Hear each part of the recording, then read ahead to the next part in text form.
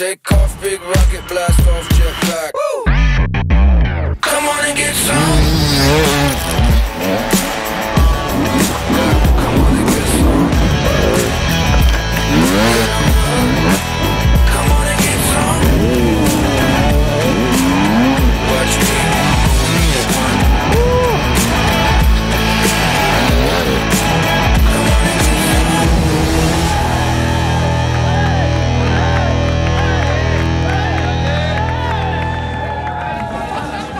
Hello and welcome to Leatt LIVEmaniacs.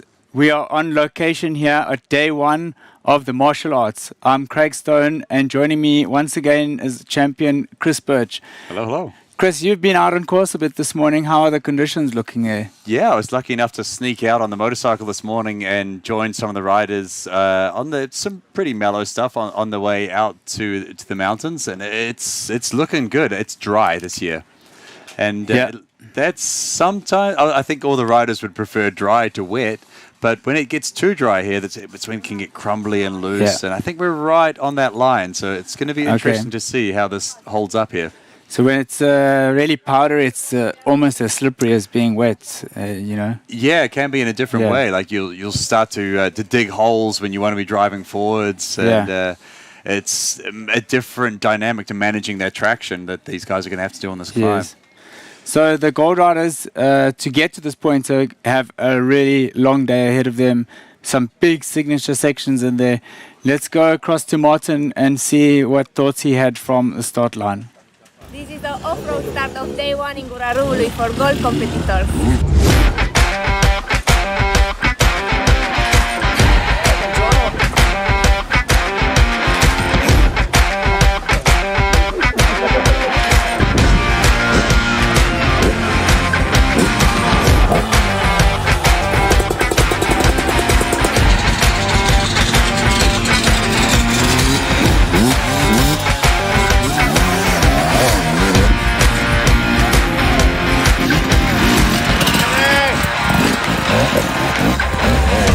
We're here for day one.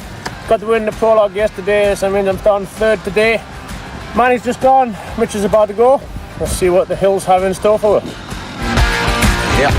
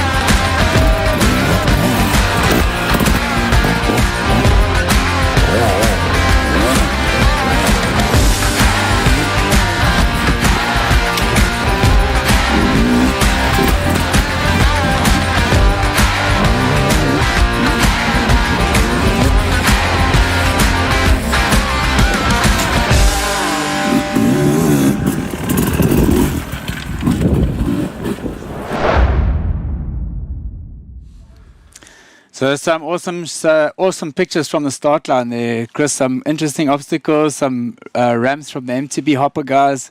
Get the blood flowing. You can see how low the sun's in the sky. Like it's an early start for these guys. Yeah. And when that sun's like really low like that, and you're climbing up some of the hills, it can make it pretty difficult to see what's coming up ahead, and it affects your vision a bit, eh? Definitely, yeah. And the images you guys can see now, this is, it may look like some insane construction site or mine, but this is actually a racetrack. I like I say, I was lucky enough to get out on the motorcycle this morning and make my way out here on the trails. I thought I'd try and do my job well. I get here early, walk the track, understand what the guys are going to be up against. I didn't even want to walk up this. It's it's nuts. Yeah, it is crazy. So we had this as a signature section previously, and it was really steep. We've had Paul Bolton and his team were out here digging and having a look around to try and push away some of the stones. We'll see some of those pictures a little bit later, but it's pretty steep out there, almost like a rampage. Yeah, it is. And you can see, and I know Bolton loves his mountain biking, and you can see there's almost like mountain bike style obstacles they've integrated into this Leatt LIVEmaniacs course. You can see, I can see Paul's influence on this already. Maybe it's his fault, we could even say. Yeah, it is. And just so you know, because we are literally in the action, we've got the riders coming right past our tent just, so it's going to be pretty cool to watch them. And let's talk a little bit about some of those riders, and one of those being Graham Jarvis. So let's go and have a look at the Graham Jarvis interview and clips and see what the King has been up to.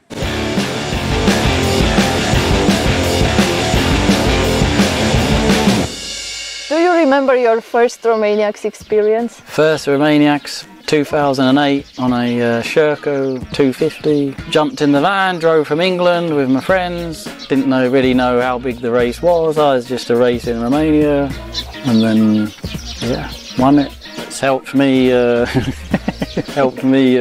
make a name in enduro. It was one of the first races I won, so a lot to be grateful for.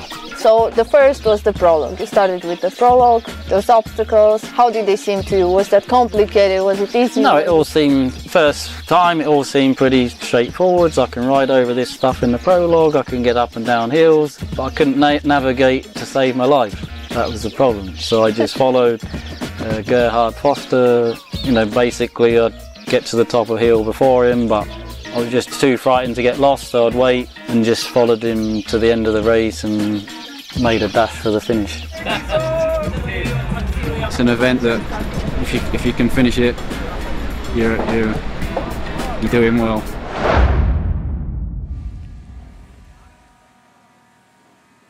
Chris, I think that must bring back quite a few memories having a look at that, eh? That was definitely a trip down memory lane for me as well. And it's so incredible to see that Graham, he's still got the drive, he's still got not only the ability, but the drive to take on. This event is so tiring, it's so challenging. Yeah. And at 50 years old, to still want to do it is incredible. Yeah, and in that, what we saw there was on the podium as well was Gerhard Forster, and he's back. He's riding on the Adventure Light class, so pretty cool to have Gerhard back, as he was always the human GPS, He was, yeah. We definitely, like Graham said, we all spent a fair bit of time following Graham around the mountains in the early days. In the early days of Red Bull Romaniacs, the level of the marking was nowhere near what it is now. Yeah. The GPSs didn't work very well, so we spent a lot of time riding around in circles on the top of mountains in the Carpathians. As soon as we went into a valley or there's some trees, the GPS would lose signal. You weren't quite sure which direction to take. You sort of had to read the terrain yourself. Yeah. And Gerhard was definitely one of the best of those at the time. Interesting, listening to what Graham was saying there. Yeah, I just happy just to wait and watch and follow. And as a rider, I was one of the guys that he was watching and waiting and following. Yeah. So I'm like, come on, man! I know you're playing games with me. I know you're gonna go at some point. Oh, that's so cool. It'll be interesting to see how Graham gets here. How he's feeling when he gets here. This is kind of like we've decided this is Graham's 50th birthday party for him, whether he likes it or not. Yeah, And exactly. hopefully he's enjoying his party. Yes, Graham turned 50 in April of this year and has had some solid results already this year. It really is quite incredible to see how he keeps at the performance level. So we have some very nice aerial shots here of this is the Leatt LIVEmaniacs section where the gold competitors will come into the section and then have to complete this loop 3 times before making their way back across to the finish line. I think it's worth remembering as well, by the time the guys get to this section, they've already done, 4 or 5 hours of riding? And now they're going to get here, look up at this quarry wall and go, I've got to do 3 laps of this. It's an intense challenge, and it must be quite challenging mentally. I'm fortunate that by the time I finished racing gold, LIVEmaniacs wasn't the thing. I've never actually done this. For me, I'm excited to be here to see this. I've never seen a LIVEmaniacs section like this before. Yeah, it's been something that we've been building in the past, and it just keeps getting better and better each year. So let's go and have a look at across now and see some of the signature sections. We've got some flyover, some of the signature sections, which the gold guys have had to do to get to this point on day one.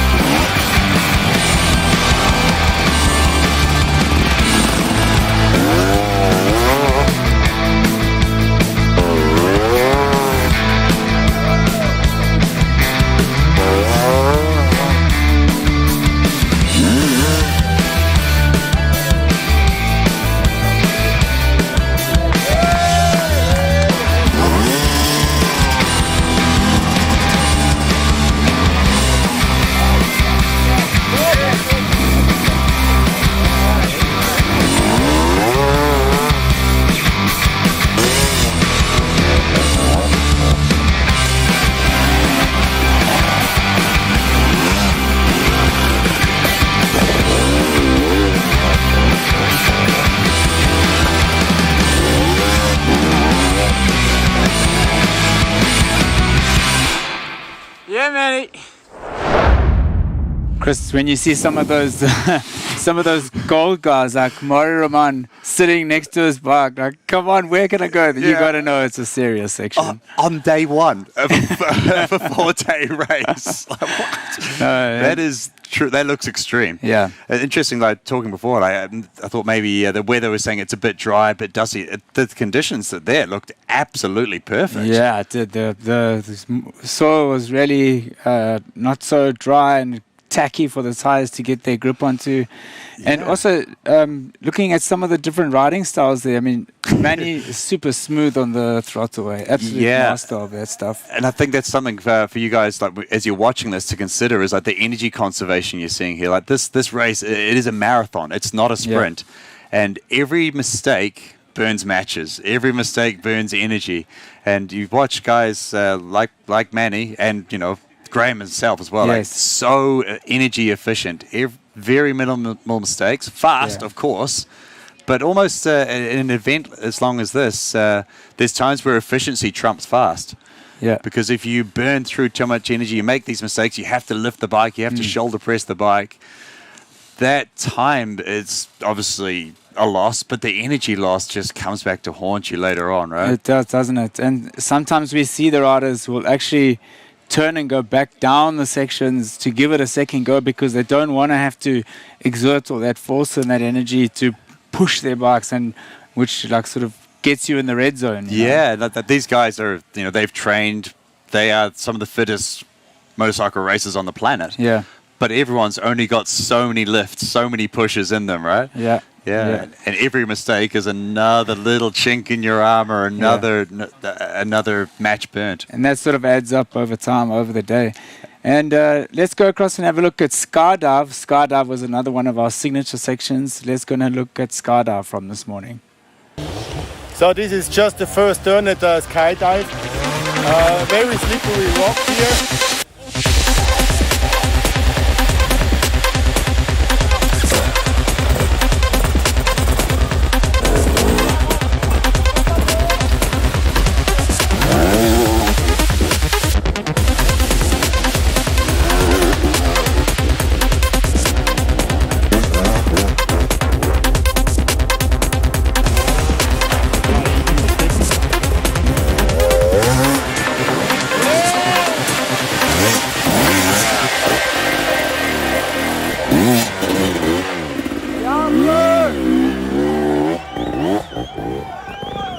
Got it, boys, on making it safe.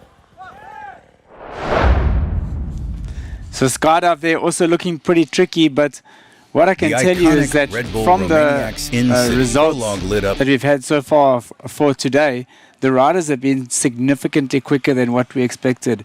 They are almost 25 minutes faster than what we thought. So, okay. Yeah, these guys making light work of those sections. And they're obviously pushing hard, right? They're not holding back. If you're 25 minutes ahead of the schedule, that shows full gas, full commitment. And we heard from Wade Young previously, and unfortunately Wade Young is not here this year at this event. He tore some ligaments in his shoulder last week, so I'm very unfortunate not to have Wade here, but he was sort of one of the riders when he arrived on the scene, so young and aggressive.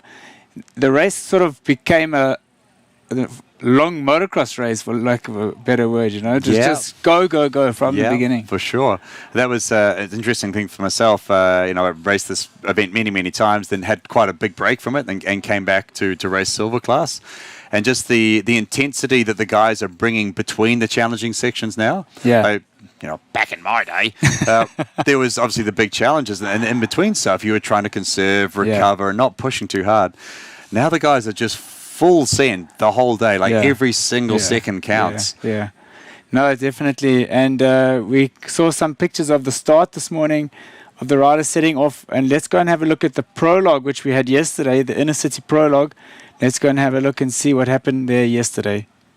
The iconic Red Bull Romaniacs in-city Prologue lit up Coposu Boulevard yesterday, delivering the kind of action that only the world's toughest hard enduro can offer. Thousands of fans lined the streets as riders took on massive man-made obstacles, jumps, and ramps in the heart of the city. In the gold class, Billy Bolt was untouchable. From the whole shot to the final lap, he rode with flawless precision and a calm, relentless flow that left his rivals behind. Mitch Brightmore chased hard, locked in an intense battle with Manny Lettenbichler for second, but Bolt was in a league of his own.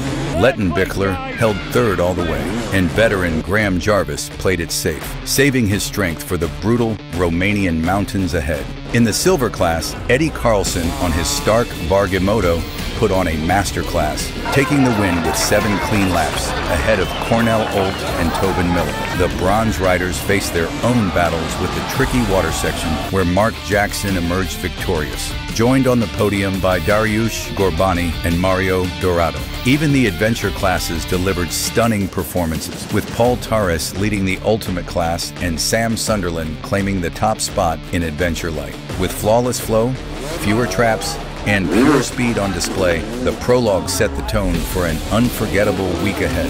The 22nd Red Bull Romaniacs edition is off to a spectacular start, and this is only day one. Chris, we had some super exciting racing yesterday in the City Prologue, and also some unexpected results, because we thought in the bronze class, for example, that Kevin Gallis was in a league of his own and he had some technical issues, so sort of opened the door for some of the other guys. Yeah, Kevin dropped it coming up that wall out of the water section and actually broke the starter button, the starter motor switch on his Tenere there, and that's not a bike that you're going to bump start anytime soon. So that was a problem for him. And then in the silver class, it was amazing seeing Eddie Carlson on the electric bike come through. Oh, here we go. We got our first man coming in. So we have Manuel Lettenbichler is arrived here at the Leatt LIVEmaniacs. He is running first on the road at the moment, and he's going to have a 10 minutes cool down to just rest and recover, get some water and some food into his body. He's been riding so well today. As we said a bit earlier, he was 25 minutes faster than our expected riding time. But then they had a short liaison section after that, where they had to go and connect to the next sections of the gold signature sections where he lost time. So let's go down to Diana. We get a word with Manny and see exactly what happened out there. Yeah, Manny just arrived at our signature section of Offroad Day 1, Leatt LIVEmaniacs Martial Arts. Manny, before the liaison 3, you were around 25 minutes faster than the other riders, and after that you lost a couple of minutes. What happened meanwhile? I was really fast. I think Theo was definitely pushing a lot in the afternoon, or like after the service. I think I just tried to make it as good as possible. Trying to ride my own speed. Is still a couple of days ahead, and try to save some energy for this. We estimated that you're gonna ride just like a rocket until here, so we expected you obviously to arrive the first. What are your expectations now at the Leatt LIVemaniacs? Because the martial arts has been a bit switched, let's say, by Paul Bolton. So what do you think? Last time it was super complicated. What do you think Paul did now? Not sure. I haven't seen anything, so I hope it looks better and a little bit more safe for everybody. We already had a really steep, dangerous downhill in today, so hopefully nothing happened to the other riders. But yeah, I will see now what's going on. Manny, thank you very much. I know you're tired, I know you're thirsty, so I'm gonna give you a break now. Thank you. So Manny's going to take on a bit of energy now, get some food in his body and try and replenish, because they've got to push to the finish now. Absolutely, try and put some matches back in the box. An interesting thing here is like Manny didn't start first today. Like he's the first rider here, but he's not the first away. Yeah. So the time gap that he's pulled on these guys is even greater than that. And the order that these guys arrive at this LIVemaniacs section, that's going to tell us a lot as to what's happening overall in the event this far. And also what we've seen from previous editions of the Leatt LIVemaniacs is that when we get a lot of traffic in these sections, it can become a bit difficult. But because now that Manny LIVemaniacs has created for himself such a nice buffer, he can probably clear these sections before the next rider arrives, which will be huge for him. Absolutely, and a big advantage. I know if I was racing this, the main thing I'd be doing is watching what this guy does to see how he takes it on, and you can learn from the riders in front of you. If he's checked out and gone, that's a big blow. So let's have a flyover and just show exactly what they have to face today.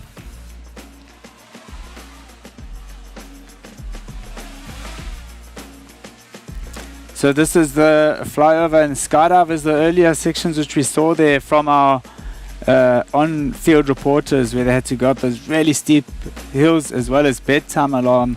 Not easy at all. This was now the liaison section where we were talking about where he was fastest up to that point. But now what we see on screen now, the Dacian Forest, may have proved to be a little bit more challenging for them than what we anticipated. And now arriving at LIVemaniacs.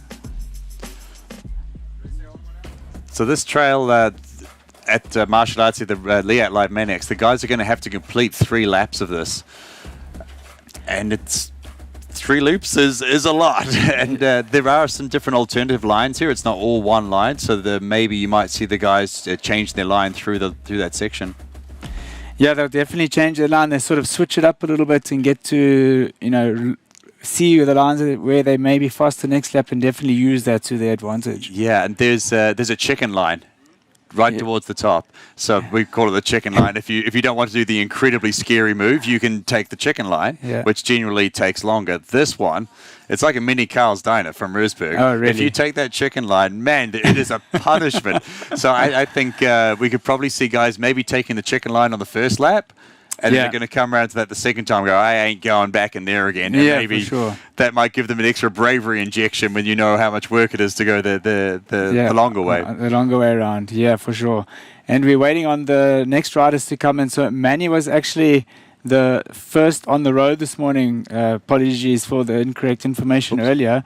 And then we had Mitch Brightmore second. So Mitch is just probably in the hunt there, Chris, trying to chase him down. Yeah, Mitch is riding so incredibly well here. Like with that, with the team that he's on, he's got really good support, and not a full factory rider, but a really strong level of support to that X-Grip team, and it's super cool.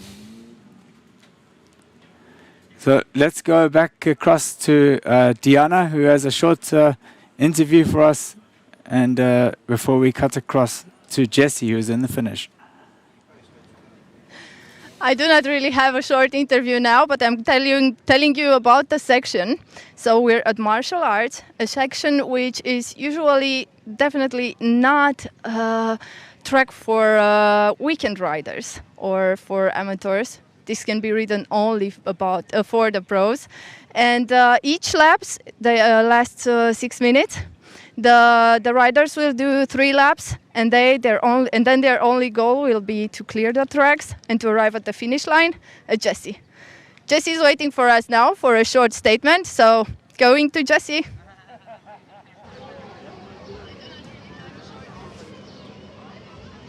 Hi guys, and yes, when the riders leave martial arts, and if they leave martial arts, they want to see my face because I am at the finish line. Now we've already had quite a lot of riders from other classes make it through here. Notably, Kevin Gallis has come in on his adventure bike in the bronze class. We've had Eddie Carlson through too on his electric bike in the silver class. And I have to say the atmosphere down here is amazing. Everybody's so happy. Hundreds of people are watching the riders come through. So hopefully we'll see some of them come through in a moment and join me for an interview, and I'll ask how their day was. Back to you guys. So we have a few minutes out now. Manuel Lettenbichler had 10 minutes here in the service point to recharge. He's getting ready to go out soon. But we can just give you some provisional results of the race progress so far. Billy Bolt is chasing Manny down. So Billy's in second now behind Manny, and definitely wanting to close that gap. I think what was really telling, we can look out here and see where Manny was, and he never sat down. He never took his helmet off. He didn't need anything to drink, didn't need anything to eat. He's locked in. Obviously still feeling really good. I mean, I know if I was suffering 10 minutes, my helmet's coming off, I'm sitting down, I'm getting in the shade. Yeah, what do you got for me? He looked like he did not need that break at all. He was just ready to get back into it and keep making time on these guys. So let's have a quick look at the martial arts clip that we have that Manny has to face. I think a really interesting thing here is, we talked about this yesterday, Billy Bolt in second place. So this is the first time in quite a while Billy's come into this event feeling good, feeling strong, no injuries, ready to go, and he's slotting it straight into second place. That's telling. No, definitely. And we spoke yesterday that for the first time in a very long time, Billy is riding, I would say, pretty much injury-free. No real big injuries. He's had a lot in the past to deal with, but he's looking so strong and fit this year. Absolutely. And obviously, we're not at the finish of this day by any means, but Theodor Kovacev there in third place. He was one of my favorites going into this, and pretty happy to see him slotting it in there into third place ahead of some really big names of the sport. Theodor was running second on the road behind Manuel Lettenbichler up into about checkpoint 4 this morning. And then Billy made his move on him in one of those signature sections, made his move on Theo to get into second, because he's going to want to try and get Manny back into view, because when you sort of break that elastic band, it's a little bit harder to keep your flow, to keep the motivation going. For sure, and I think a really big sort of mental blow that Manny can put into these guys. If he's checked out of his 3 laps in this Live Maniacs before Billy shows up, that's going to be a gut punch for Billy. Yeah, that's a bit of a mind blow, you know, that the guy you're chasing down is already out, because we're expecting, I would say, around 6 minutes a lap is what it's going to take them to do. So if Manny can clear this section before Billy arrives, that's going to be huge. Absolutely. He's just started his bike up in front of us here and idling, waiting to go. He's about to get the go-ahead to get going, and then we're going to see him launching into this section. The traction must have been relatively good today, because that's a super soft tyre he's got in the back of it. It's still looking in really good shape, but it's not out of the question for these guys to completely destroy a tyre in one day. And that tyre looks like he could turn it around and go again tomorrow. Go again. Yeah, and he's off. So off he goes there. So let's watch him as he's going to round these turns here before he starts hitting these steep slopes. And worth remembering here is Manny's never seen this before. He hasn't walked it. He no idea where he's going. All of Red Bull Romaniacs, the racing's blind. So it's not like these guys are out here walking the track, practicing the track. First time he's seeing this, he's riding it. He's got to see his line, understand the challenge in front of him instinctively, and pull that off. And that's a big challenge in the sport. Yeah, I 100% agree with you. And we saw that at Red Bull Erzberg earlier this year. Towards the end of the race, they had some really, really difficult sections to conquer, which we see that it was completely fresh trail where nobody's ridden, and he just sort of assesses the situation and then makes his move. So firing nicely up that little step there, because that's super steep. And you can hear the bike just revving out, and he's just controlling that clutch and not wanting to break the traction too much.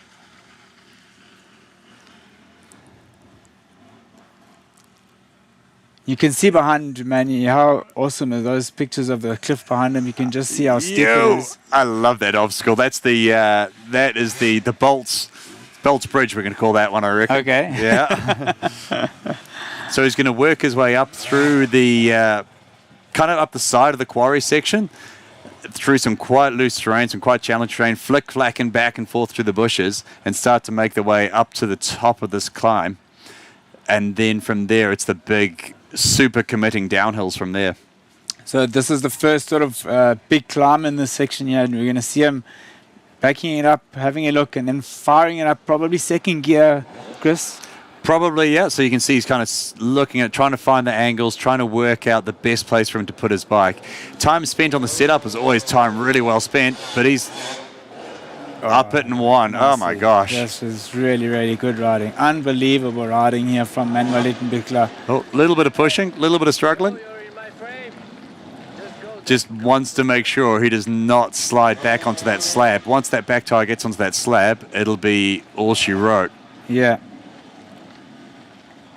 But he cleaned it up there so nice. I mean, he took, what, 3 or 4 seconds at the bottom there to have a look. It looks like he's a little unsure as to where he's going there.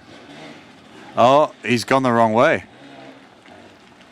So he's going to have to spin it back around and ride down something no one ever intended anybody to ride a motorcycle down. Definitely not. So he's going to make his way back around again now and come and go through the right section there. That's a shame. You don't want to see that happening, but... And a bit of a waste of energy for him too, but just shows... I mean, look at the rock he cleared on the left there. I mean, yeah. It's mind-blowing.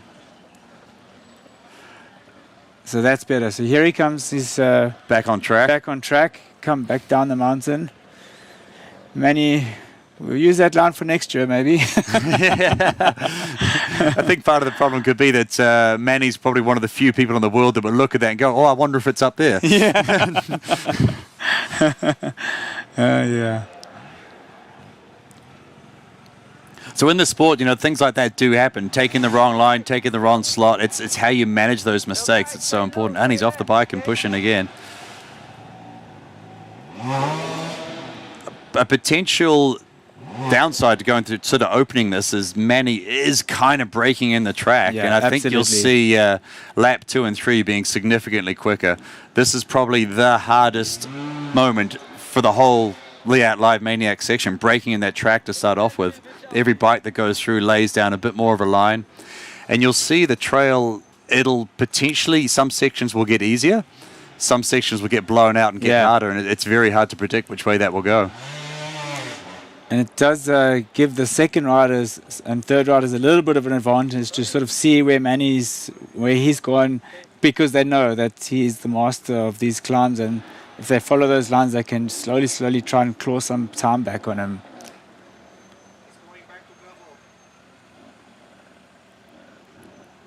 So now it looks like he's coming down now, back towards us down here by the tent. This will feel quite familiar to Manny. Maybe feels like he's back in Austria at the Erzberg Rodeo, an event that he absolutely dominated as well. Oh, no better sounds than that than the 300 that's on the top, isn't it? Especially like these tough guys, that they can hold that absolute 100% aggression, and they can flick instantly back to incredibly smooth, managing the traction, and they can flick between 10 out of 10 aggression and 1 out of 10 aggression in half a bike length. Yeah. You can hear it there, like big aggression in the bottom, big power. Okay, I've got my momentum. Now I need to kill the power, roll through the section, hold my momentum. I don't want to go sideways. And being able to flick through that full spectrum of aggression instinctively is so key to getting the bike through these sections. And it's all the sort of feedback that he's getting through the bike. He does so many hours of preparation, and the feedback he gets, he knows when the back tire is starting to break traction, and those instant cat-like responses, he knows exactly what to do to sort of pull himself back on track. So we have Theodor Kabachev Teodor Kabachev's just arrived here at Live Maniacs. So he's second on the road, and he's going to have his 10 minutes break.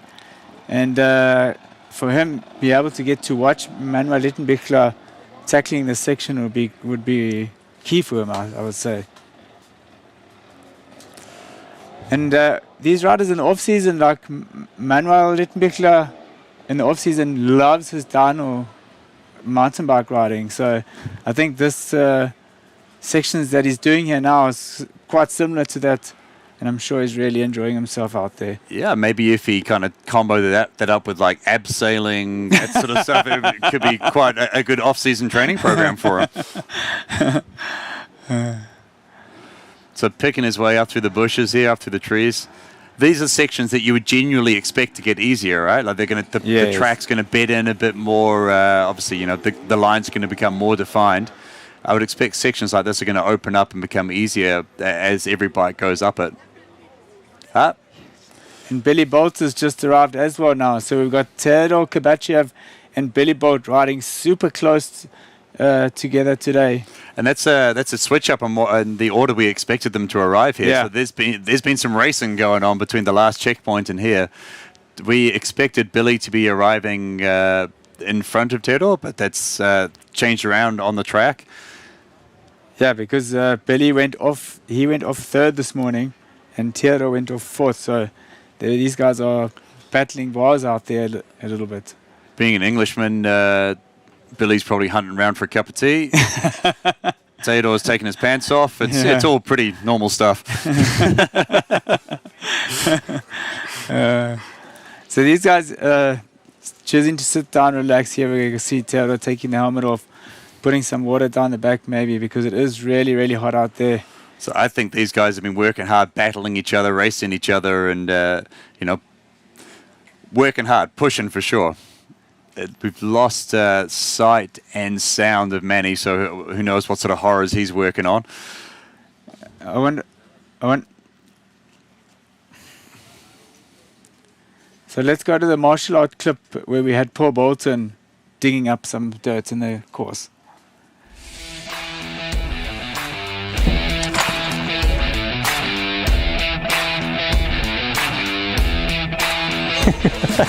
Hey everybody, we're here at a Live Maniacs section. We're here at Martial Arts. We're entering over in this section over this direction. The guys are going to get to see some of the obstacles that were a bit dodgy in the past, but hopefully we're going to make some things work this time to get these things in. And then we're going to do 3 laps of this section. So, looking forward to it. And yeah, let's go and see what we're up to. I'll give that a try later. I think it's a bit dodgy to go there. Let's blast it. We need something pretty solid here as well. Watch it from the top. Oh, it's mental from the top. You cannot see the landing zone. Oh my God.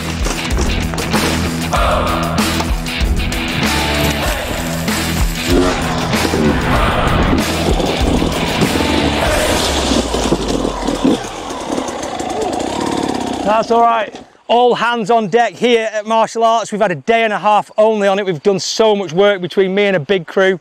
And yeah, I'm really happy with the outcome of it. We've got some big scary features, but we've also got some lines that you can actually come round it. Some nice flowy sections, some real big power uphills. And yeah, there's a river over there in the background, and that's going to be slippery. So really excited to see how it works out in the race. We'll see how they get on. Yeah, I got Billy Bolt here with me, and he's currently filling up his camelback. Billy, can you give me 2 words? How was the track until now? 2 words? That's quite difficult. Difficult would be one. Long and difficult. It's a while since I've been on a motorbike for this long, but it's not bad. Some places good, some places could be better. Some places it's quite scary following too, but yeah, having fun. We have been seeing some footage from the content creation team with you struggling on the bedtime alarm. And yeah, you were a bit stuck with Mario Roman, and he gave you a hand of help. How was that Riders for Riders moment feeling? He was stuck, and I helped him, to be honest. So the camera obviously didn't video the first part, Definitely, and I'm sorry for that. Well then, so I thought I would help him and then he could help me and I could get my breath back a little bit. But it's good. No, really difficult morning. And then actually still quite a difficult afternoon because the pit, like, it wasn't an easy track. Still a lot of gold sections, but because they're not super difficult, the intensity of them is so high. So like I say, the pace has been pretty high. Borderline scary following Theo, but we're still alive, still here. I think we're near the finish, although you've just said Manny's still on his first lap, so I'm assuming this is going to be quite long. Yeah, we actually estimated a 6-minute lap, but it's I think it's almost 10 minutes or maybe even more. Thank you very much, Billy. Guys, I'm not sure if I can interview Theo yet because we do not know how much time he has left. So I'll give it back to you and talk soon.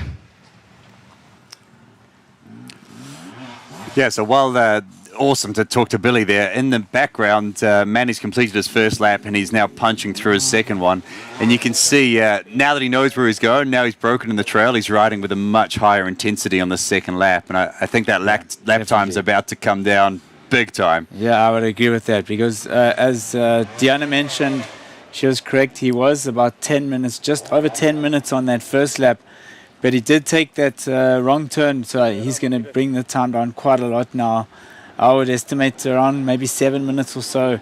And we've got Mario Roman as well. So Mario Roman has arrived on scene.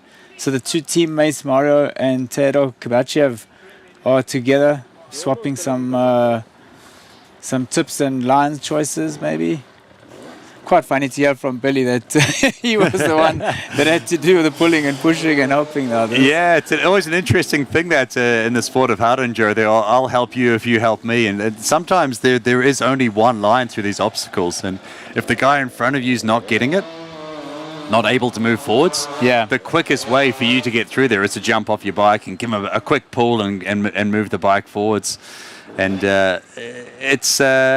often how close you are to the finish determines how gentlemanly people are in that situation. Yeah, now these guys are pretty much big friends and big buddies, of course. So, it is one of the coolest things with hard enduro, and it's always been the way. Like everyone's just gets on really well, good friendships. Yeah. And ultimately, I think a big part of that is you're not so much racing each other. You're racing your own ability to get around these insane courses. You're generally not banging and crashing into each other too much. It's you versus the organization as much as you versus your competitor. Yeah, for sure, 100%. Manny looking a lot more in control here and pushing the intensity. He knows where he's going now, and he's going to want to clear this section. He's got one more loop after this, but I think we're going to see Teodor Kabachev entering the course. It's more or less where Manny's going to come down and finish. Yes, we've got Theo and Billy back on their bikes, lining up, ready to start this Leatt LIVemaniacs section. Maybe we'll see some motocross skills coming out from Billy. It'll be there was a very close gap between the guys when they arrived. It'd be interesting to see if they end up bunching up each other and having to battle each other through the section. I really hope so. That'd be great to watch. Yeah, absolutely.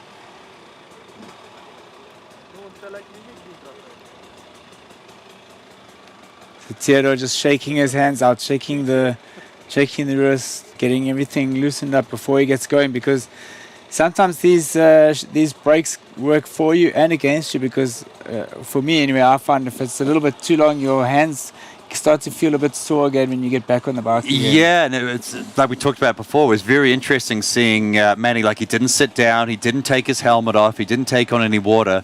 It was like he either consciously or subconsciously didn't want to lose this rhythm that he's built up.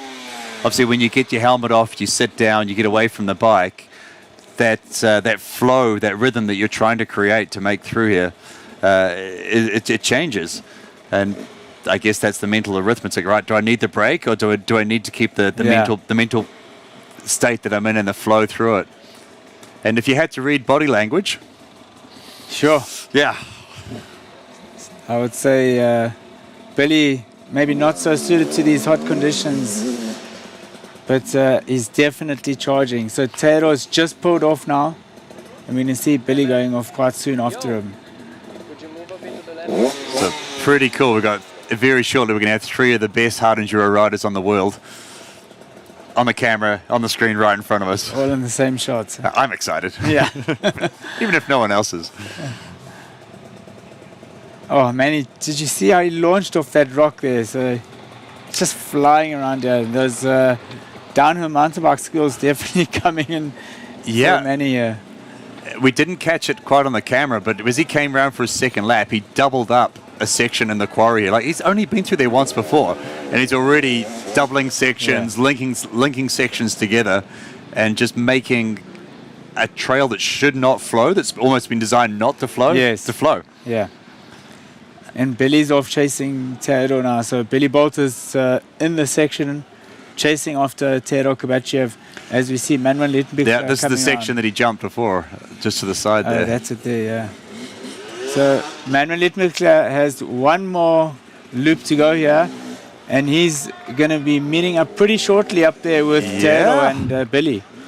So it'd be interesting. So Manny's on his 3rd lap. He knows this track now, and he's going to be coming up against guys that are on their 1st lap trying to figure it out. So I think you'll see Manny overtaking Teo and potentially Billy on this last lap. Oh gosh, sorry. I'm not sure if that was on the camera, but Teo nearly cooked Bolt's bridge. He only just connected the front wheel and nearly, sorry. That was lucky. He probably wasn't scared, but I was scared for it. Billy coming to that same section now. We can see in front of us. You can't see on camera, but Billy is. Oh, he's stalled out on it. What? Wow. Awesome. Sorry, we need to talk about what's on the screen, not what we can see out the window. Sorry, guys, that's not very professional. The Teo lining up that big climb and straight into the correct line. Didn't take the Manny line. Didn't waste much time getting over the lip there to get back down where he'll go around this section and fire up again. And Manny is closing in on Billy. There you go. There he is. So Billy may let Manny through here just to follow his lines. That would be the smart move. If he's caught you, he knows where he's going. Tack on the back. Yeah, man. You go, boy. So Billy's going to want to lock onto Manny's back wheel and get that toe through here. Easier said than done. Yeah, definitely, especially when you talk about Manuel Littenbich. That's the goal. And possibly a good opportunity to make some time.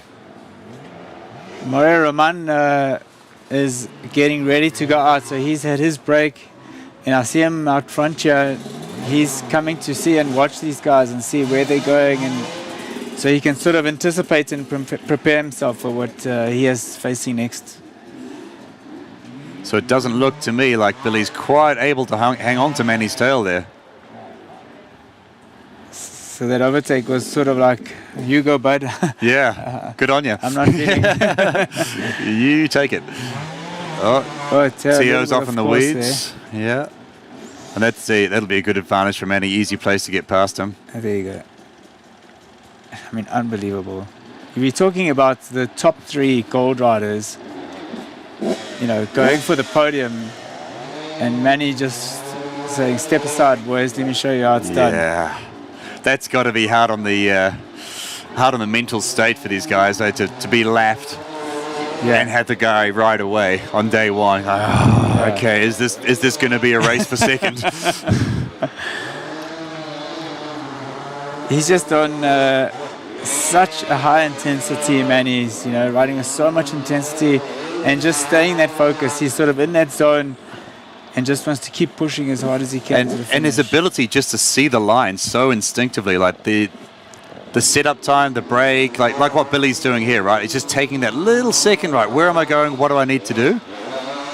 You don't see Manny doing that anywhere near as much. It's like he instinctively knows what's going on. Yeah. And he just holds that flow through the course. Every one of those little stops, they add up over a course of a day, right? Yeah, definitely.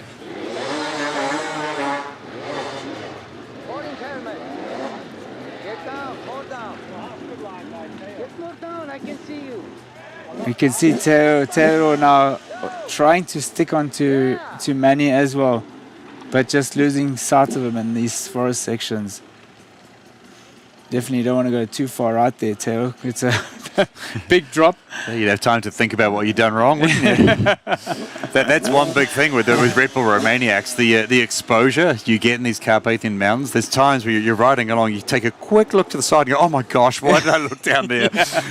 You're riding on the edge of cliffs and super steep off-cambers, and the consequences to getting it wrong can be really, really high.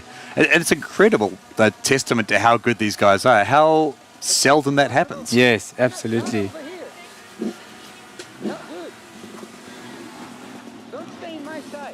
So here we go. Here is Mario Roman. Mario Roman on course now, as we get a shot of Teo. Oh, sorry, that's Mario. That's Billy.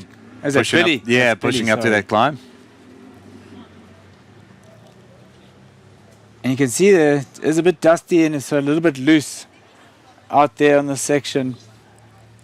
Yeah, potentially it's a bit drier and dustier here in this quarry than it is in the forest sections that we saw in some of those signature sections earlier on. Maybe this is going to dry out and crumble out and blow out more than some of the sections the guys have experienced in the woods, and that's something to watch for the guys coming through. So the guys coming through a bit towards the back, it'll be a bit of a dust layer building up there. Yeah. Difficult to get that drive to get through. You know, need a lot more momentum. Especially like in the off-camber sections, there's a little bit of dirt that you can hold onto, hold that back wheel and traverse across. Once that gets wiped off, down to bedrock, down to off-camber, that's when it gets really... Look at that. That's a horrible drop. For that stuff, like you just got to edge up to the slowly, let the bike roll and just let it drop. You're barely riding the bike. You're kind of just falling down a cliff with the bike between your legs and hoping, hit impact to the bottom, let the suspension, let the bike settle, and then get back in the brakes and scrub off the speed you've picked up.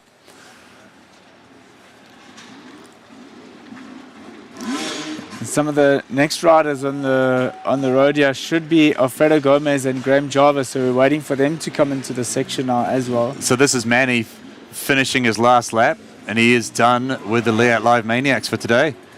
And now he's just got to bring it home to the finish. The day's far from done. There's still plenty of riding to do. But man, he's got a heavy lead and is looking, he's looking so tidy, so smooth. Like, there's a million different ways to screw this event up, but he's looking solid at the moment. Yeah, so Manny should have about 18 to 20 minutes of riding from here until the finish line. So he knows the gap he's got on these guys. And Chris, I don't know if you would agree with me, but I seem to always see that on day one is where, when that lead is established, the leader sort of manages that gap from there all the way through the race. Definitely. Like it's if you can make yourself a time gap in the early days, it just reduces that pressure, and at the start of every day, the guys are only starting a few minutes apart. If someone catches you, who cares? Yeah. If you've got 20 minutes in your pocket, you can sit with them. You can ride so much more conservatively if you can dominate on that first day. Yeah, so Manny is going to put the hammer down to the finish line and just build that lead as much as possible. Although it's doesn't matter how much you could have an hour lead on day one, it's far from over. There are just so many different ways to get it wrong in this event. Absolutely.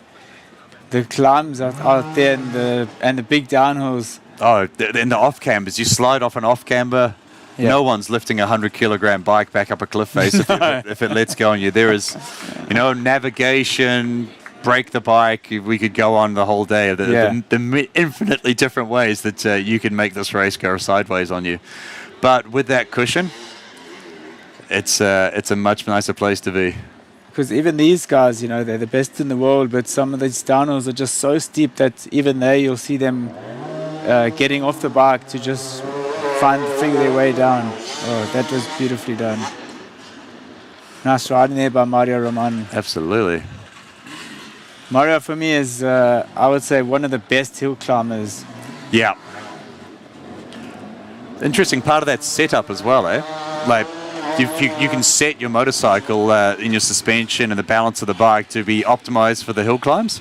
Yeah. But then that makes it significantly harder to ride in the in-between parts. Yes, yes. So I think Mario is unbelievably, undoubtedly one of the best hill climb riders out there. And then he sets his bike more inclined for that to make the most of his strengths. Yes. But then that makes it very challenging to ride in the in-between sections. Yeah. As we see Theodor Kovachev coming around for his third loop. Possibly the longest legs in hard enduro there, eh? Yes. Definitely an asset. And Billy chasing hard on Teo. So Billy's managed to stick on Teo's wheel there just to not get him out of his sight. These two definitely want to try get back and as close to Manuel Littenbichler as they can.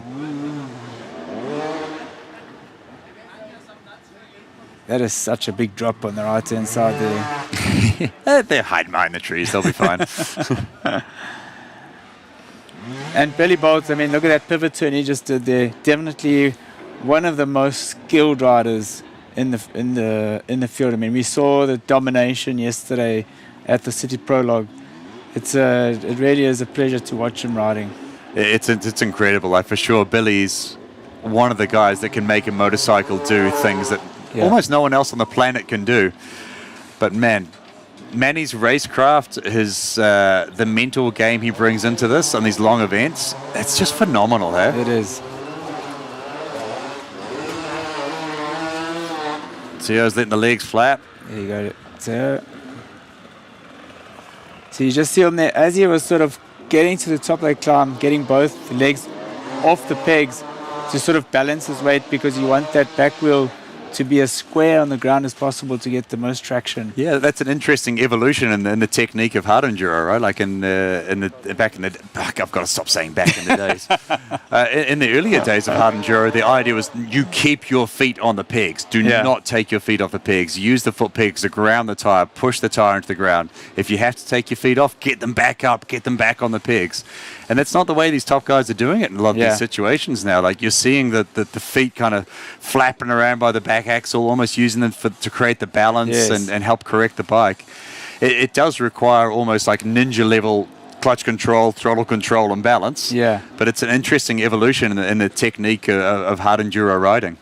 And as we see Billy in picture here, I've seen Billy in the past on some of those really steep off-camber traverse sections where he actually puts his knee on the seat and sort of help get that back wheel, some weights on the back wheel.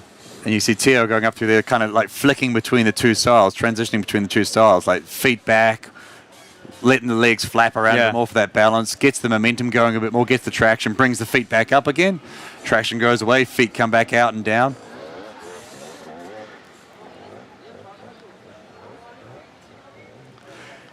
It's not always pretty. But it is effective. And believe me, they are fast. So that's the drop there where we saw Manny just launching himself off it. And then they work their way down into another horrific drop.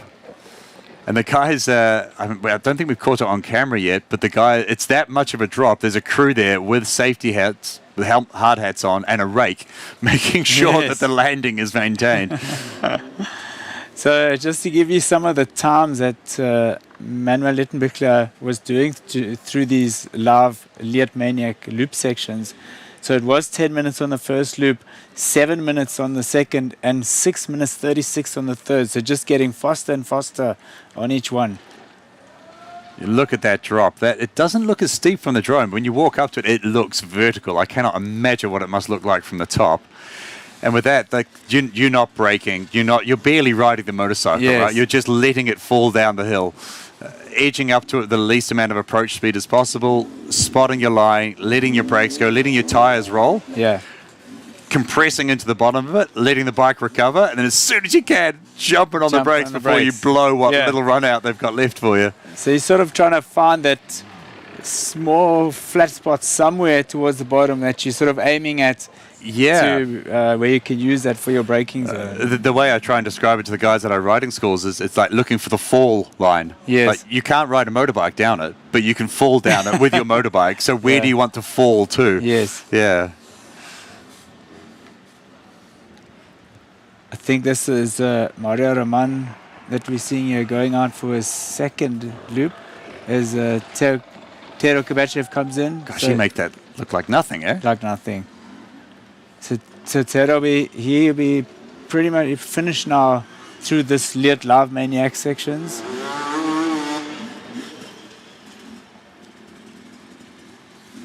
And Tero doing 8 minutes on that first lap. So he was 1:30 faster than Manny on the first loop. Yeah. Beautiful.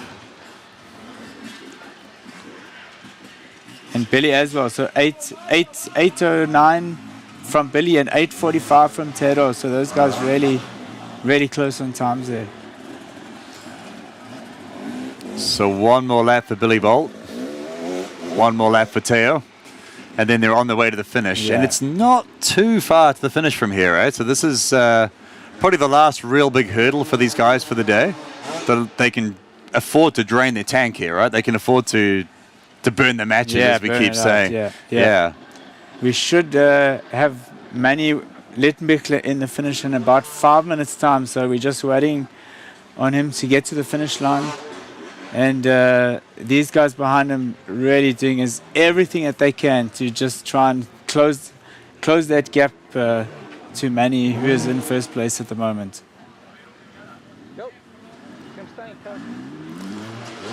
And it's interesting, like after Mario Roman, we've had nobody else arrive here at the finish, at the start of this Leatt LIVemaniacs section. You're seeing the top guys in the world just putting the hurt into the rest of the field. Yes. No, it's those gaps when they start forming like this, it's so difficult for them to close it down because they can manage it. And as we see Teo going up and over for the last time now. I'm sorry, I'm doing it again. I'm looking out the window rather than looking at the screen. But it was interesting, Billy didn't jump the section I was talking about before. And normally Billy's the guy that does all the crazy jumps. He does. So what does that tell you about how Manny's feeling in terms of energy and how Billy's feeling in terms of energy? No, 100%. When Manny's doing the doubles and Billy's rolling them. That's not what we've seen, what we're used to seeing. Yeah. Oh my gosh. Look at the skill on that. Beautiful. Turn that bike around.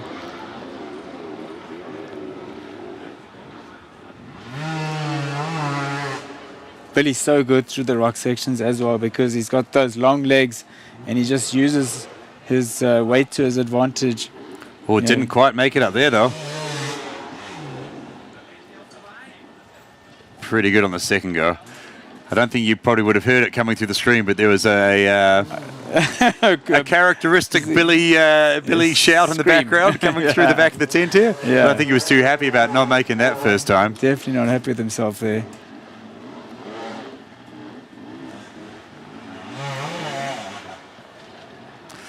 Interesting listening to him like launch it up that climb. It's full aggression, loading up the flywheel, building up the energy in the motor, and then dumping that energy into the first third of that climb.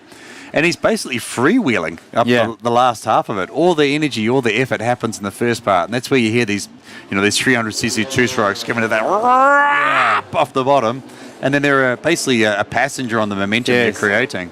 So Billy, he was spotting the line, on the gas. Oh, Billy's. So, see, I think you're right, Chris. Billy's just sort of draining that energy and not as fresh as Manny and clearing the sections as quickly as Manny was doing earlier. So he'll be a little bit annoyed with himself about that. Generally, an angry Billy Bolt is not the tidiest Billy Bolt. Yeah. So.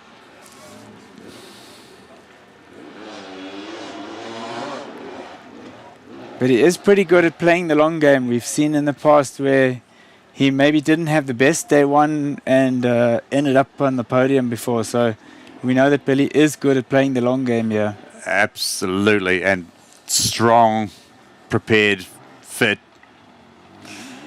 There's still plenty left in this guy's tank, right? Yeah, Absolutely. Dude, Teo made that look nice. Yeah. Oh, come on, Billy. That's the wrong way. Oh. So he's going to have to drag it all the... Oh, he's going to push it from there. Ooh, a deadlift. Oh, yeah. Over. Maybe a little bit of frustration starting to sneak in there. Those are the little mistakes like that. Like, Billy can ride that. He doesn't need to be making a mistake there. But when those mistakes happen, it's just another little chink in your armor, another little bit more of energy burnt, and he's going to want to tidy those up for sure. And it's really, really hot out there. You know, these guys are burning up a lot of energy, and it's going to need to recover fast from this to put on a strong performance tomorrow. It's hot sitting here in the tent, Craig. Yeah, doing nothing, talking about it, let alone doing it. We haven't seen Theodore, but this looks like it could be Theodore now coming down to finishes and clear these Leatt LIVemaniacs loops.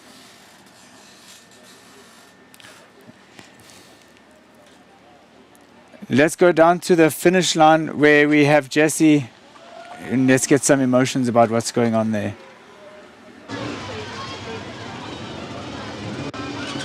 That's right. Any moment now, we are expecting to have Manny LIVemaniacs down here with us. We have heard that he's run into a bit of a problem at the LIVemaniacs, so we are looking forward to finding out how he did in martial arts and him telling us a little bit about that. We have also had Sam Sunderland come through on the Adventure Light class. He came through a bit faster than expected as well. So we look forward to catching up with Manny really, really soon. Back to you guys.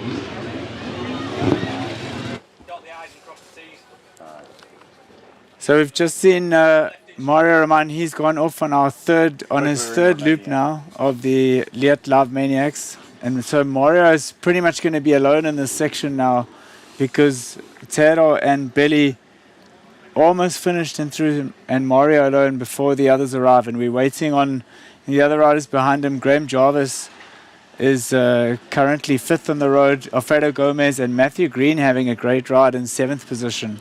I know Matt. I was talking with Matt's parents before, and little frustrated. He doesn't have his normal race bike here. He's actually riding his practice bike. With the Red Bull Romaniacs this year, not part of the FIM World Championship. His team's elected to send him here with his practice bike, and that kind of rattled him a little bit, and explained maybe the Prologue didn't quite go the way he wanted it to. But he's got that bike dialed in, and he's obviously... he's found a bit more flow, found a bit more pace, and Matt's moving up the field, which I'm stoked to see for him. Yeah, we said Matt looked like he was riding a little bit tense, a little bit tight yesterday, but he's got such a strong mind. He would have put that behind him and get on with the job at hand. As we see Billy now, he's finished, he's through, he's off to the finish. A little bit angry about something there. Apologies for any language that you may have heard. Wonder what's going on there. He doesn't seem super happy about something. No, something's gone wrong there. Now, I noticed he had lost his goggles as well, so he may have been a little bit upset about that.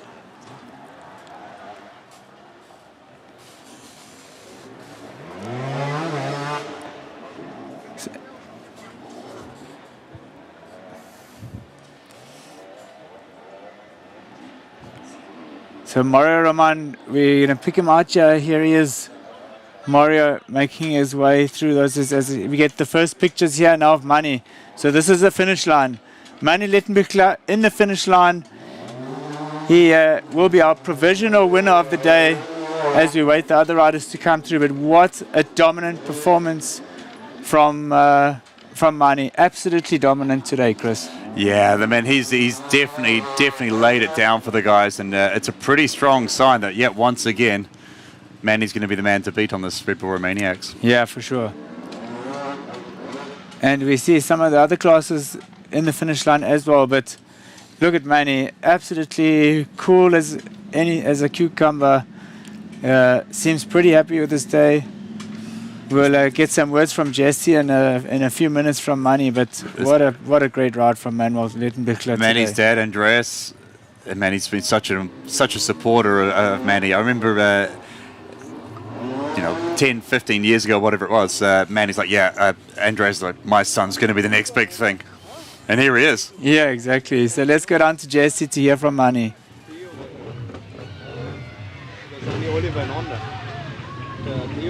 So we are here at the finish line with Manny, Leatt and Vikla. Now Manny, I am in no way surprised to have you here with me first today. How does it feel to be one step closer to your 6th Red Bull Romaniacs win? It's still the first day.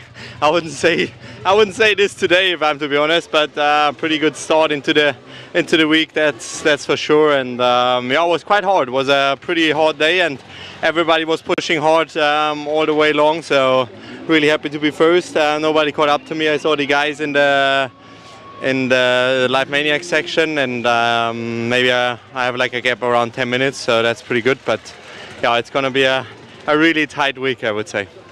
And after today's riding, do you think there's any adjustments you're going to make to your bike for tomorrow? No adjustments. Bike worked great. Team did a pretty good job at the service. Just some little things that was pretty good. And other than that, we just keep on grafting and trying our best and trying to be the fastest guy tomorrow as well. Now, the weather at Romaniacs is never predictable, but this year we seem to have a lot of heat and a lot of sun. How has it been out there today with that heat? It was really intense, to be honest. Like, there were some hills which were fully southing west, and you could really feel the heat is really warming up the hills, and you go so slow that there's not really a lot of wind, so that's a bit of a bummer. But I think it's definitely hydration is key, and we're trying to stay hydrated and having enough food, some energy to like really get over those hot days. And I was so glad when like somebody just throw some water into my neck just to cool me down a little bit at one hill, like any kind of fan. So that was pretty good. Thank you to whoever that fan was. Manny is very appreciative. Now, what's the craziest part about today you can tell us? Did you have any big crashes, any big falls? We've seen some videos out there of riders' bikes just going over like this. Yeah, before bedtime alarm they had a new downhill in, and I think that was definitely way too much. I straight told Paul Bolton, because he was filming, I was like, tell the organizers they need like a rope and some marshals there, because it was pretty dangerous. I think Martin was definitely too confident, I think, on us. So I hope that not too much happened, because I was even scared, and we're like the top leaders of the sport, and there's 30 or 35 riders in gold, and it was pretty gnarly down there. To be fair, we did also hear Billy Bolt in the Live Maniacs area using the word scared. So it's not just you today, of course. Thank you very much, and we will catch up with you tomorrow, and have a good evening and get some rest. Thanks, thank you. Back to you guys. So we heard Billy, as he was exiting, a little bit unhappy, and he did the 3 laps. Yeah. So we've had Graham Jarvis arrive, celebrating his 50th in style, as Mario checks out from Live Maniacs. Yeah, so he's going to know, that's a good thing for Mario to know. He knows how far behind Graham is now. He knows how long he's spent in this Live Maniacs section. He knows what he's got to do, the gap that he's got to manage. But you've got the silent assassin behind you. Assassin. Yeah, he's finally here, and running in the top 10 is just so impressive. Let's go down to Diana, who's with Graham Jarvis. Yes, we are speaking now. So Graham Jarvis just arrived. Graham, how was the track until now? Yeah, the first part I was just happy to get through it, but I had to rest. I was just conserving energy. The heart rate was going a bit too much. I had to take it easy.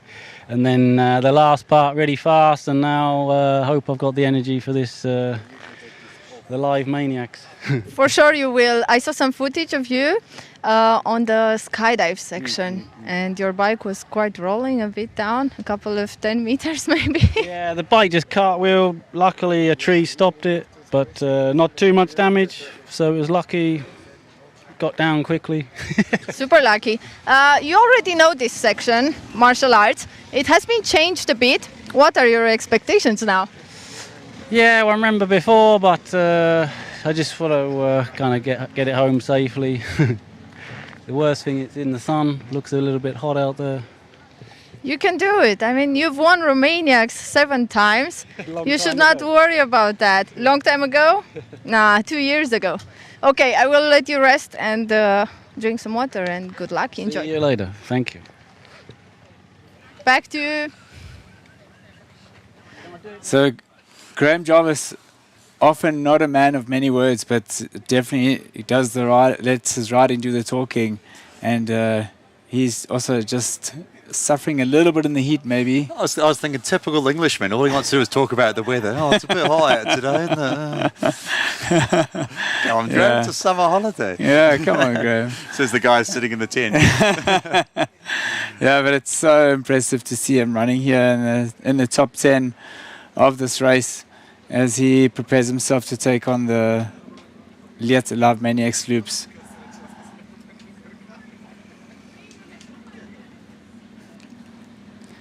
And Graham as well, Graham Jarvis not taking his helmet off, doing similarly to what we saw Manuel Lettenbichler earlier in front of us here, not getting off the bike, just staying calm and collected. You see his skid plates hanging off the back of the bike, hanging off the bottom. Often that's a telltale sign that you've not quite got up something and you've slidden back down off it again and it's hooked on the way back. Yes.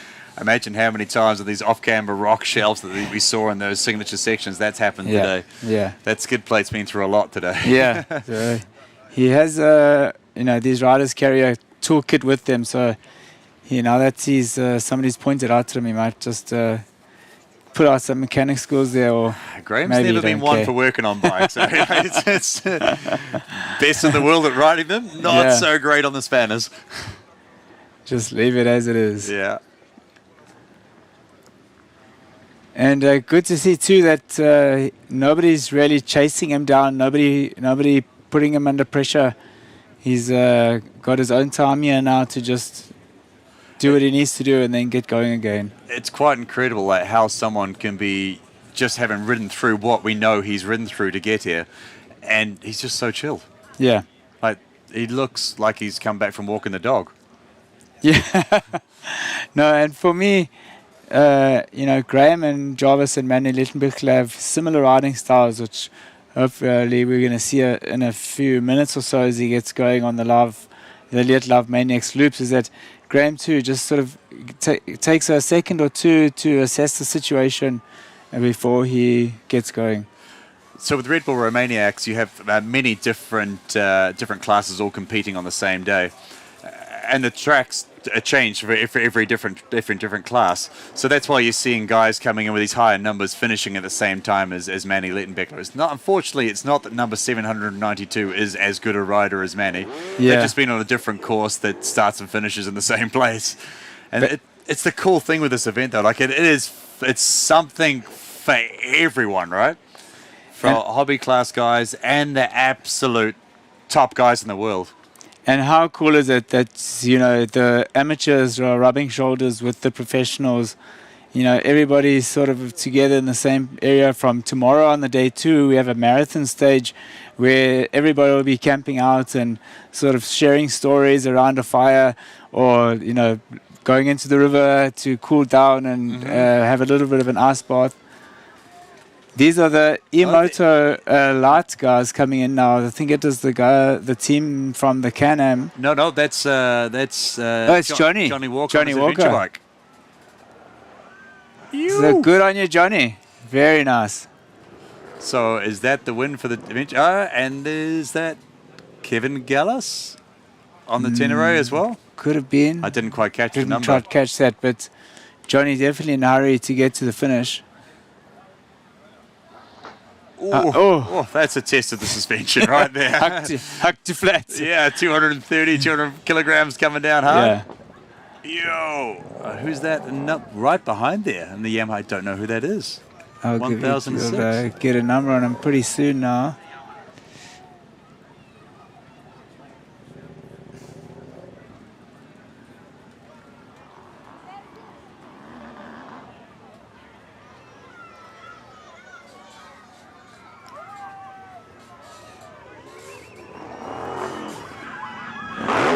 Here comes Greg Gordine on the KTM. So these top guys are coming in pretty close in the Adventure Ultimate class. I'm keen to see who. No, what? I don't think that was that Voltaris. 1036. I think that's why we saw Johnny and in such a rush there, because him and Paul Torres in a big battle here for the win for this class in the Adventure Ultimate, a new class that we have here this year at the 22nd edition of Red Bull Romaniacs. Greg's had a good day too, bringing it into the finish. Look how tight that is. And Johnny Aubert as well. So Johnny Aubert, superstar here at Red Bull Romaniacs, also taking part in the Adventure Ultimate class. So we've got those three guys really going for it.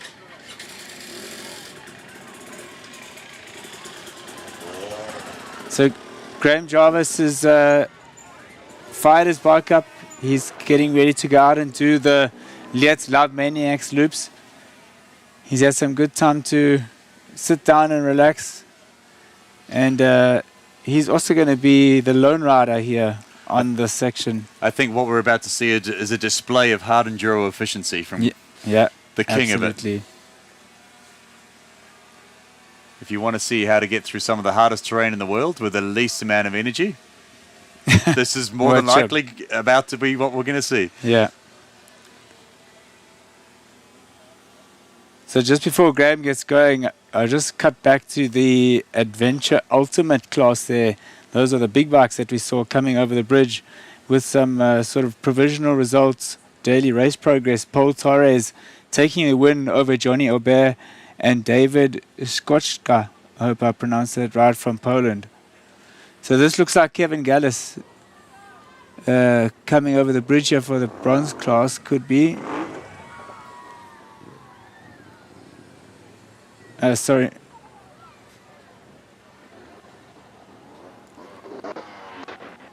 And Kevin has been chasing Yali Tau all day, so those guys are having a real good battle out there with all the other classes. Graham Jarvis, a couple minutes still to go before he gets going. So we're just going to bring you some of these awesome shots from the finish line as we see the big bikes going over those big jumps.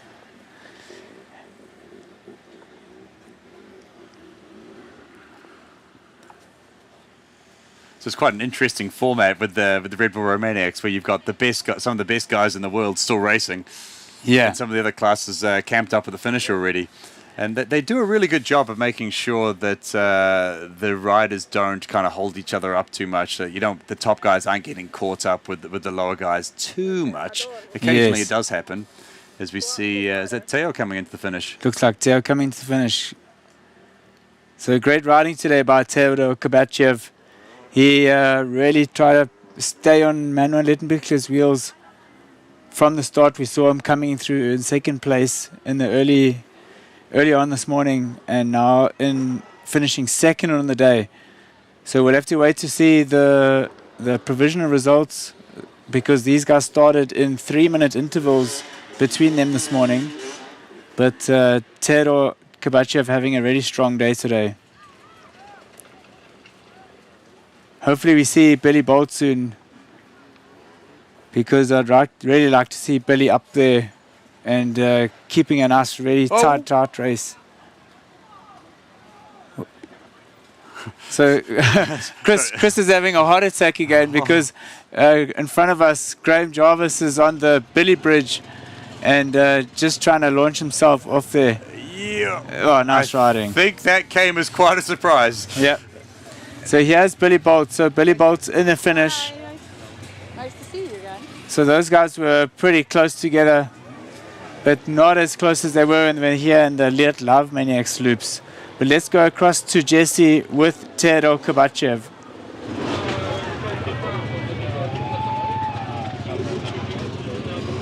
So into the finish second, we have Teodor Kabachev. Now, Teodor, you have been on the podium at Red Bull Romaniacs many, many times. This year, is this the year that you want to catch Manny Lettenbichler and take that first position? Well, I always try. Today I was really riding good. Unfortunately, I made one navigational mistake and I lost like 5 minutes. So I was a little bit down after that. Of course, I recovered and started to push again. But when you know how hard we go on the difficult sections, on gold sections, and then to lose 5 minutes on a easy way, pretty disappointing, to be honest. But I will just keep pushing, and it's a race, so. We can tell you that Manny did have a similar mistake, I think, with the navigation, so we'll see how that works out with the final timings. Now, Manny and Billy today have actually used the word scary when it comes to part of the course. Would you agree with that? Would you say that there were some parts out there that were really, really tough? Yeah, there were hard parts. Live Maniacs was tough, but we have to ride it. Yeah, when I was at the Live Maniacs earlier, it was very much a sheer rock face, so well done on making it through that. Now, how are you feeling in preparation for tomorrow? Well, I will take the time to rest now. I don't think about tomorrow now. I think to go home to the apartment and take some rest, and tomorrow we will think about tomorrow. Amazing, thank you so much, and we will catch up with you tomorrow. And just come in here, in third, we have Billy Bolt. Now, Billy, I'm assuming that you're really, really keen to get your first Romaniacs podium this year, but it's all super, super tight for those top positions. Do you have your sights on the first position at all? Well, I didn't have my sights on him at any point today. No, I think, yeah, Manny setting out front, especially with it being a difficult first day, was kind of a perfect recipe for him. But it is what it is. Now, I'm pretty happy with my ride. Like, it's been a while. It's been a while since I've had a 6-hour plus day on a motorbike. So, just trying to ease into it, find my own pace really, because obviously I missed last year. Then the year before I was pretty injured as I was riding. Missed the year before that. So, it's been a while since I've been able to just kind of ride how I want to ride really. So, just really didn't want to get caught up in battles with anybody. Just wanted to ride by myself, or like at least at my own pace. And I did that for most of the day. I think Teo made a mistake, so I cut him back up near the end and just tried to cling on to him because he was pushing pretty hard. So yeah, just tried to manage the dust gap, and then I had a bit of miscommunication with the scanner guy. I thought we did another like decontrol after the Live Maniacs. So I left my goggles off and then came out of Live Maniacs, and he's like, go, go, go. I was like, so squinted pretty hard for the last 10 minutes. But it is what it is. Pretty happy with the first day. Like I say, first day in a long while that I've done a day like that. So solid start. Manny, when he came into the finish, he did use the word scary to do with the track, and I think you might have done in the Live Maniacs point as well. So can you tell us anything about those parts? I said following Teo was scary because he's not scared going downhills. But no, the track was tough today. There was a couple of downhills which I would have said were probably past the limit. I don't think any of the uphills were too bad, just the downhills, because you almost a lot of the time it's kind of your fate's out of your hands on downhills. It just depends how nasty gravity wants to be. But like I say, I think we've all learned by now we don't have much control over what gets put in front of us. We just have to either go up it or down it. And Chris Birch was saying earlier that, of course, you're just going by navigation, you're going into things blind. Do you ever slow down at these moments to see what's around the corner, or are you just full throttle? No, it's pretty, well, it varies. Like, it's weird. It's a race that's made up of so many tiny things. Like, the slow sections, or like the really difficult sections, I feel like I have a good pace at. It's kind of like the medium sections where Teo especially seems to ride them so fast, and I'm like either he's managing to go straight when I'm having to start zigzagging and stuff like that. So it's like the hard sections I'm really good at. I'll catch back up to him, but it's like medium enduro I need to improve, I feel like. So it's kind of been cat and mouse the whole day between the two. But no, you don't really get chances. It's like maximum as hard as you can go really from start to finish. And it is insane how close everybody seems to be coming in today. So tomorrow is going to be really, really exciting. It is still absolutely all to play for. So thank you so much, Billy, and we will catch up with you tomorrow. Get some rest. that was really great to catch up with the boys then, and soon we should have Mario Roman coming in. So back to you guys until then. Chris, I'm just looking at the results sheets here, and the times are quite close today, a lot closer than I expected. Taylor Kovachev is just under 7 minutes behind Manny Littenbichler, and then 2 minutes is Billy behind Taylor. So this race is on. Absolutely, and like we've talked about, and like the guys have talked about just there is so many different ways you can lose time in this event. A simple navigation mistake, like Tio was disappointed to make. Yeah, there's 5 minutes in that. And there's 100 opportunities to do that. So for sure, the race is very, very much still on. And it's interesting, the time gaps that we kind of saw here at this Live Maniacs section aren't represented in the actual finishing results. Yeah. And, you know, as Theodor said, making that mistake, costing him maybe 5 minutes, could have been closer, Manny, but, you know, these sort of things happen to each of the riders. Graham, as we saw, lost his skid plate. So things happen during the race which you need to manage. Collect yourself again, collect your thoughts, get it back together. But I'm pretty stoked there to see that the time between Billy and Theodor is quite close, because those two will be racing hard tomorrow. Absolutely, the race is on. Yeah, fully. And tomorrow we have a marathon stage, so where the riders will actually sleep out at a campsite that the organizers have prepared. We spoke a little bit earlier about this, but they'll need to really manage that, because they won't have any mechanical assistance. They can only use the tools that they're carrying, or what their teammates or other riders are doing, and so they might be sharing some of their tools, and they won't be able to do any tire changes. So a lot of strategy is going to come into play over the next few days. And this is where that efficiency and minimizing those mistakes comes so important, right? Like you don't want to be ghost riding and flipping your bike out when that's you for 2 days. No, definitely. And just comparing this year to last year, you know, last year we saw on day one the Gold Riders had a really, really long day. We had the severe thunderstorms, and the riders were absolutely done in the finish. But today, they had a bit of a shorter day, not so much time on the bike. But as we saw, Manny said he was pretty much spent. He certainly didn't look it. Yeah. But you know, it's hot out there, and these guys have to manage the conditions as they come, as well as the course, which is getting tougher and harder for them each year. It was interesting listening to Billy talking about the downhills. As long as this event has been in place, the top riders have been complaining about the downhills. Yeah. And I think the problem is that from the creation of this event, Martin van Aertemets, one of the world OG extreme snowboarders, big mountain snowboard guys. What those guys think is an acceptable downhill is so far unacceptable to your average human being. And that's been a theme as long as this event has been going on. No, absolutely. And so, you know, Martin always pushing the boundaries, pushing and developing the sport, as we've seen this year with the game changer, with the new classes coming into the event this year. So Alfredo Gomez, he's arrived now at the Leatt LIVemaniacs. So he's about to go out and tackle his loops. So Chris, today's been an awesome day, been a lot of action out there. These guys really impressed us on the track.